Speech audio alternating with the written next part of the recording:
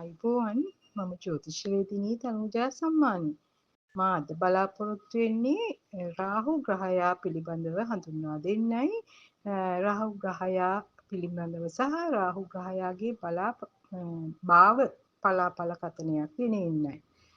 ඉතින් ජෝතිෂයේ භෞතික වශයෙන් රාහු කියලා ග්‍රහයෙක් නැති නමුත් ග්‍රහ මඩුල්ලේ රාශි මඩුල්ලේ චන්ද්‍රයා සහ රවිගේ හෙවණල්ලේ ක්‍රියාවක ප්‍රතිඵලයක් ලෙස රාහු කියලා ග්‍රහයෙක් ජ්‍යොතිෂයේ හඳුන්වා දීලා තියෙනවා. මුළු රාහු මහදශාව අවුරුදු 18ක් වෙනවා. ඒ වගේම මේ රාහුගේ ස්වરૂපය ගැන කියලා තියලා තියෙන්නේ මේ ඔළුව නායකගේ මෙන් වගේද ශරීරයේ මනුෂ්‍යයෙකුගේ වගේ. ඉතින් මේ රූපයෙන්ම පේනවනේ ඔළුව නැති වැඩ කරන කෙනෙක් කියලා. ඒ වගේම මේ රාහු දශාවේදී ඇවිද්දවීම තමයි ප්‍රධාන වෙන්නේ. කියන්නේ ඉන්න ක්‍රියාවලින් වලින් වෙනස් කරලා ඒ කරගෙන යන ක්‍රියාවන්ට බාධා කරලා ඇවිද්දවන එක රාහුගේ දශාවේදී සිද්ධ වෙනවා. ඉතින් රාහු ධර්ම ප්‍රකට භාවයට පත් කරන ග්‍රහයෙක්. රාහු ඉදිරියට පෙර ප්‍රසිද්ධිය ඇති කරන ග්‍රහයෙක්. විශේෂයෙන් රාහු ග්‍රහයා මිථුන, කන්‍යා, මේෂ, වෘෂභ, කටක, කුම්භ යන රාශිවලදී සුභ ඵල දෙනවා. ඒ වගේම රාහු ග්‍රහයා සිටින ග්‍රහයා අනුව භාවඵලයන් වෙනස් වෙනවා, සිටින ස්ථානය අනුවත් වෙනස් වෙනවා. ඒ වගේම සුභ ග්‍රහයෙකු සමග හෝ සුභ දෘෂ්ටි ලැබ සිටියොත් ඊතා යහපත් ප්‍රතිඵල ගෙන දෙනවා. ඒ වගේම සුභ ස්ථානවල සිටිනවා නම් රාහු ග්‍රහයා කේන්ද්‍රයේ තියෙන අනිකුත් අරිට්ඨ යෝග භංග කරලා කේන්ද්‍ර හිමියව ඉහළ තත්වයකට ඔසවා තැබීම රාහු සිද්ධ කරනවා. ඒ නිසා රාහු හොඳට සිටියොත් ඉතාම හොඳයි, නරකට සිටියොත් ඒ වගේම අශුභ ඵල ලබා දෙන අවස්ථා තියෙනවා. ඉතින් අපි බලමු රාහුගේ දශාවේදී මුල කොටස විශේෂයෙන් ප්‍රවේශම් වෙන්න ඕනේ. රාහුගෙන් හඳුන්වන නෑයෝ තමයි මේ වැඩිහිටි ඥාතීන්. ඉතින් රාහු දශාවේ මුල් කොටසදී බොහෝ වෙලාවට වැඩිහිටි ඥාතිවරයෙක්ගේ මරණය සිද්ධ වෙන්න පුළුවන්. මේ වගේම මේ රාහු දශාවේදී අවවාදකම් වලට දැනිමිතිකම් වලට ඇහුම්කන් නොදී කටයුතු කරන ආකාරයක් පේනවා. රාහු දශාව ලැබුවාම ඒ පුද්ගලයා තුළ මේ ගතිගුණ මතුවෙන්න පුළුවන්. විශේෂයෙන් ආහාරයේ රස ගුණ නොබලා ඔහේ ගොළුවක පීරක වගේ මේ ආහාර ගන්න. ඉතින් ඉබාගාතේ ඇවිදින තත්ත්වය ඇති කරනවා. ඒ නිසා මේ රාහු දශාව ටිකක් මානසික සම්බරතාවයට බාධා කරන දශාවක් වෙනවා. ඒ වගේම ඉගෙනීමට විෂ වගේ. කියන්නේ ඉගෙන ගන්න අකමැති මේ රාහු දශා ලැබුවාම ගොඩක්. විශේෂයෙන් දරුවෝ තරමක් අකීකරු දඩබ්බර ගති පෙන්වන්න පුළුවන් රාහු දශාව ලැබුවාම. ඉගෙන ගන්න කාලයට සුදුසු නැති ග්‍රහයෙක් තමයි රාහු. මොකද රාහු ලැබුවාම කිසියම් අධ්‍යාපනයේ කඩාකප්පල් කරවීම කරන්න පුළුවන්. මේ තත්ත්ව වෙනස් වෙනවා සුභ ග්‍රහයෙක් සමග සිටීම හෝ සුභ ග්‍රහයෙකුගේ දෘෂ්ටි ලැබීම මත. ඉතින් ඒ දශාවේදී පවිත්‍රන තුවාලයක් මුහුණේ හෝ ඔළුවේ ඇති වෙන්න පුළුවන්. ඒ වගේම රාහුත් අර කුජ ග්‍රහයා වගේ කරන දෙයක් පේන්නම කරන ග්‍රහයෙක්. ඒ වගේම මේ රාහු දශාවේදී සමහර අය විවාහයට පෙළඹෙනවා. ඉතින් කියන්න ඕන මේ රාහු දශාවේදී විවාහය තරම් සුදුසු නැහැ. ඒ කාලේදී විවාහ වුණාට පස්සේ පසු කාලයකදී හිතෙනවා යම් රැවටීමකට ලක් වුණා කියලා. ඒ නිසා රාහු දශාව මගහැරලා විවාහ වීම තමයි වඩා යහපත් වෙන්නේ. ඉතින් කියන්න ඕන දැන් අපි භාව වලට රාහු ග්‍රහයාගේ පලාපල බලමු. රාහු ග්‍රහයා ලක්ටි නම් ප්‍රකට භාවයට පත් වෙනවා. ඒ වගේම කඩිසර කෙනෙක් වෙනවා. ඉතින් බොහොම දක්ෂ ප්‍රසිද්ධ කෙනෙක් වෙන්න පුළුවන්. තමන්ගේ දක්ෂතා කුසලතා මත බොහෝ ප්‍රසිද්ධියට පත් වෙලා ඉදිරියට යන කෙනෙක් වෙන්න පුළුවන්. විදේශගත වීම වලට ඉතා යහපත්. ඉතින් ගම රට හැර ගිහිල්ලා දියුණු වෙන පුජ්‍යලයක් වෙනවා. සමහර විට මේ දියුණුව ස්ථිර වෙන්නේ නැහැ. ගුරුට, සඳුට, රවිට ආදී ශුභ ග්‍රහයකගේ දෘෂ්ටියකට ලක් වුණොත් යහපත් ප්‍රතිඵල බොහෝ දුරට ලැබෙනවා. ඉතින් අශුභ දෘෂ්ටියට ලක් වුණොත් ඇවිදීම් සහිත කරදර ඇති කරන්න පුළුවන්. විදේශ රැකියා, විදේශ ගමන් ආදියට යහපත් හිතත් තරමක කලබලකාරී සිතුවිලි ඇති අයෙක් වෙනවා. ඒ වගේම දෙවන භාවයට රාහු ග්‍රහයා සිටීම නිසා බොහෝ ඉක්මනට මුදල් වියදම් වෙන කෙනෙක්. අතට මුදල් ලැබෙන්න ඉස්සෙල්ලා වියදම් වෙන කටයුතු යෙදෙන්න පුළුවන්. නරක දෘෂ්ටි ලැබ හිටියොත් මුහුණ කුරුලේ ලපාදියෙන් කැළල් වෙන්න පුළුවන්. ඒ වගේම දත් නිසි ආකාරයට පිහිටන්නේ නැතුව බොල්ලේ ගති ඇති කෙනෙක් වෙන්න පුළුවන්. ඉතින් මේ බොහෝ වෙලාවට මේ අය කතා කරනකොට අර හේතු යුක්ති ගැන තර්ක ගැන සැලකිල්ලක් නැතුව කතා කරන තත්ත්වයක් තියෙනවා. ඉතින් සමහරට කතාව අනිත් අයට ප්‍රිය නොවෙන්න පුළුවන්. විශේෂයෙන් තමාගේ පොඩි කාලයේ පියාට යහපත් නැහැ. එක්ක පියාගෙන් වෙන්වීමට හෝ පියා මිය යාමට හෝ රෝගාබාධ වලට හේතු වෙන්න පුළුවන්. ඉතින් රාහු දශාව ලැබලා තියෙනවා නම් විශේෂයෙන් සැලකිලිමත් විය යුතුයි. ඒ වගේම තියුණු වචන තියෙනවා. ඉතින් විවාහ ජීවිතය පිළිබඳවද තරම් ගරුත්වයක් නැතුව ගරුසරුවක් නැතුව කටයුතු කිරීම නිසා විවාහය අවුල් වෙන්න පුළුවන්. විශේෂයෙන් කියන්න ඕනේ මේ සුබ ග්‍රහයක දෘෂ්ටියක් මත රාහු ඉන්නවා නම් හෝ සුබ ග්‍රහයෙක් සමග සංයෝග වෙලා ඉන්නවා නම් මේ අශුභ ඵල තත්වයන් බොහෝ දුරට මගහැරලා ශුභ ඵල තත්වයන් නැති කරනවා. ඒ නිසා එය පෞද්ගලික තමාගේ පුද්ගලික කේන්ද්‍රය නිසි පරිදි පරීක්ෂා කරවා ගත යුතුයි. මේ රාහු දෙවන භාවයේ සිටි විට ඇතිවන දල විස්තරයක් තමයි අපි ඔබට හඳුන්වා දෙන්නේ. ඊළඟට රාහු ග්‍රහයා තුන්වන භාවයට කොහොමද කියලා බලමු. රාහු ග්‍රහයා තුන්වන භාවයට බොහොම හොඳයි. වික්‍රමය ඇති කරනවා. ඒ වගේම වස්තුව දෙනවා. ටිකක් සහෝදරයෝ අඩු කෙනෙක් වෙන්න පුළුවන්. එහෙම නැත්නම් සහෝදරයෝ බාල සහෝදරයෝ නැති කෙනෙක් වෙන්න පුළුවන්. ඉතින් තුන්වෙනි රාහු ඉතා බලවත් තැනක්. බොහෝ වෙලාවට කියන්න තියෙන්නේ මේ රාහු තුන්වෙනි නම් කේන්ද්‍රයේ තියෙන අනිකුත් අරිෂ්ඨ යෝග භංග වෙලා සුබ ඵල උදා කරනවා කියලා. ඉතින් රාහු තුන්වෙන්නේ නම් එය වඩා හොඳ තත්වයක්. වැඩි කල්පනා කර කර ඉන්නේ නැතුව හිතුණු දේ කරන නමුත් අකීකරු ගතියකුත් නැහැ. අන්‍යයන්ගේ කිව්ම් බස් ගැනත් ඒ තරම් හිත හිත ඉන්නේ නැහැ. ඒ නිසා තමාගේ කටයුතු බොහොම පහසුවෙන් සිදු වෙනවා. ඉතින් වාසනාවන්ත දරුවන් ලබලා හොඳ ජීවිතයක් ගත කරන්න පුළුවන්. ඒ වගේම තමාගේ විවාහයෙන් පසු තමාට ලැබෙන සහකරුට හෝ සහකාරියට හොඳින් සලකන කෙනෙක් වෙනවා. ඉතින් සමාජයේ ඉහළ පිළිගැනීමක් ඇතිව ජීවත් වෙන්න පුළුවන් වාසනාවන්ත පිහිටීමක්. ඒ වගේම ඊළඟට අපි බලමු රාහු ග්‍රහයා හතරවන භාවයේ පිහිටීම. රාහු ග්‍රහයා ඔබේ කේන්ද්‍රයේ හතරවන භාවයේ නම් රාහු දශාවේදී හෝ තම ජීවිතයේ අග කොටසේදී කේදර වාසස්ථාන වල ගැටලු ඇති කරවන්න පුළුවන්. මුල් ස්ථානින් හෝ ගමින් පිට කරන්න පුළුවන්. බොහෝ දුරට නෑයින්ගෙන් වෙන් වෙලා ජීවත් වෙන්න පුළුවන්. ජීවිතයේ අග කොටස තරමක් සැපයට බාධා ඇති කරනවා. සමහරට රාහු හතර හිටියාම ටිකක් ඒකේ කල් ජීවත් නොවන යෝග දෙනවා කියලා පොත්පත්වල සඳහන් වෙනවා.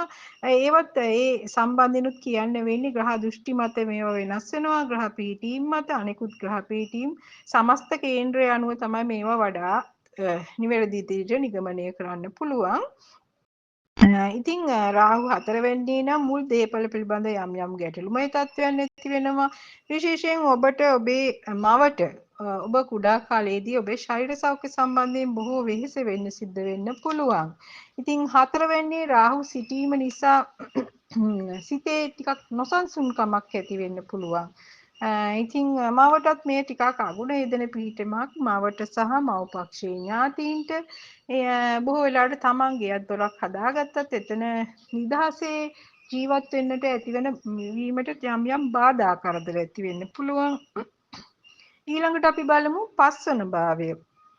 පස්වන භාවයේ රාහු ග්‍රහයා පිහිටීම මත තරමක් දරුවන් අඩු කෙනෙක් වෙන්න පුළුවන්. ඒ වගේම දරු උපත් වලට යම් යම් බාධක තත්ත්වයන් ඇති වෙන්න පුළුවන්. ඉගෙන ගන්න දරුවෙක් නම් ඉගෙනීමට යම් යම් බාධක කරදර ඇති වෙන්න පුළුවන්. ඒ වගේම පපුවේ සහ බඩේ යම් යම් උදරාබාධ, උෂ්ණාධික රෝග වැනි දේවල් ඇති වෙන්න පුළුවන්. ප්‍රේම සම්බන්ධතාවලදී යම් යම් ගැටලු බාධක මතුවෙන්න පුළුවන්.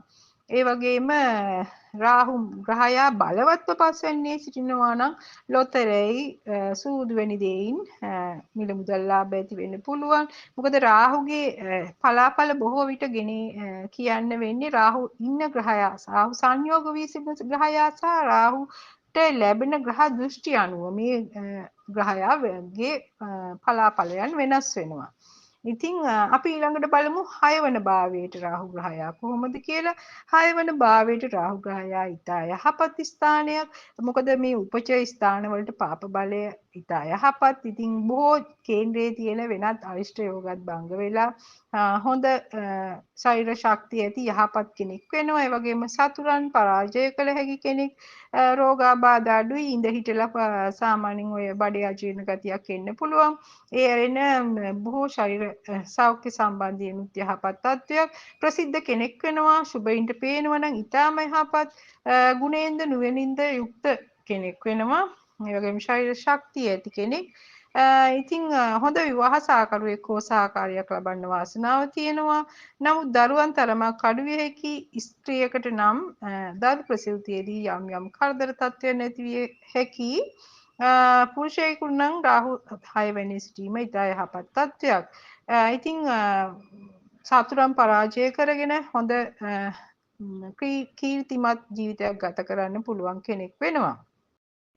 7 වන භාවයට රාහු ඒ තරම් සුදුසු තැනක් නෙවෙයි. මොකද 7 වන භාවය කලත්‍රස්ථානයේ. ඉතින් මෙතන කඩාකප්පල්කාරී ග්‍රහයෙක් වන රාහු ග්‍රහයා සිටීම මත විවාහයට යම් යම් බාධක අවුල් ස්වභාවයන් ඇති වෙන්න පුළුවන්. ඒ වගේම දරුවන්ටත් රෝග පීඩා ඇති වෙන්න පුළුවන්.